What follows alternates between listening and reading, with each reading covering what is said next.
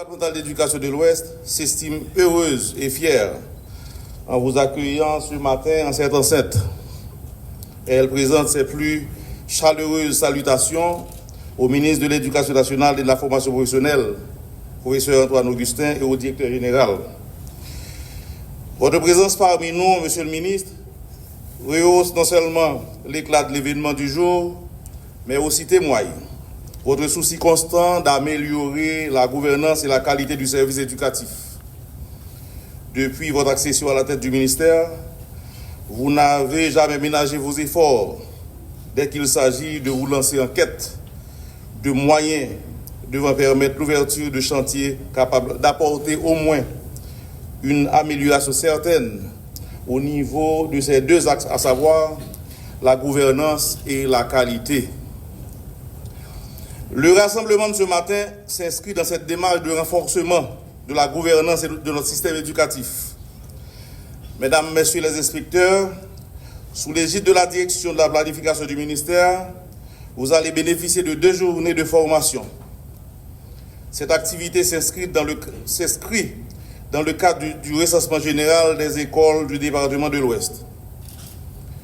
Durant l'année académique 2022-2023, le ministère de l'Éducation nationale et de la formation professionnelle a opéré une grande révolution en matière de collecte de données concernant les écoles, les élèves, les enseignants, en créant la plateforme SIGE, Système d'information sur la gestion de l'éducation.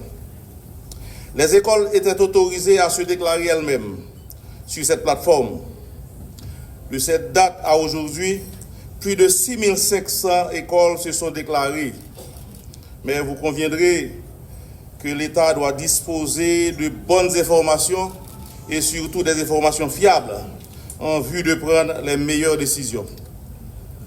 Faut-il rappeler à tous que la fragile situation sécuritaire ces dernières années à Port-au-Prince et dans ses environs a énormément perturbé le fonctionnement des établissements scolaires, publics et privés, aussi bien que la vie des enseignants, des parents et des élèves. Que d'écoles ont donc été contraintes de fermer leurs portes, soit définitivement ou de se loger à une nouvelle adresse. Combien d'élèves sont donc obligés de changer d'établissement scolaire au cours d'une même année académique? Et cela s'opère parfois entre communes différentes ou départements géographiques différents. Autant de réalités qui souvent échappent au ministère au moment où elles se produisent. Est-ce pourquoi cette formation qui se réalise en prélude à ce nouveau recensement général des écoles est cruciale? Celui-ci doit nous permettre de nettoyer les données déjà recueillies, de les actualiser pour que le ministère puisse mieux orienter ses politiques et ses interventions. La direction départementale d'éducation de l'Ouest en appelle à tous ces cadres qui vont participer à ces 2 journées de formation à mettre toute leur concentration et attention en éveil en vue de bien assimiler les informations qui leur seront partagées.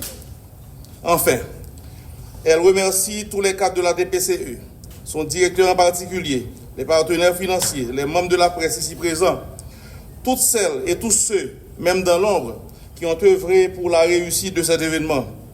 Ensemble, nous avons la responsabilité de construire des données fiables pour notre système éducatif, de présenter la photographie des réalités de nos écoles.